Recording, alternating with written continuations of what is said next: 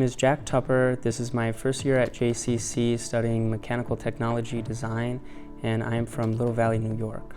Just really like the design process and actually creating something that is valuable in the real world here. After taking a few classes while I was in high school, like in the spring and over the summer, I really liked the instructors here. Everyone's really nice, and I thought it would be a great place to start out. In the spring first, I took a class with Professor Griffin in SolidWorks, and that kind of got me started because I was still trying to figure out exactly what I wanted to do. By the end of the course, he actually had you come up with an idea of your own. It was just quite an eye-opener to kind of see really that, okay, I do enjoy this and I definitely want to pursue it.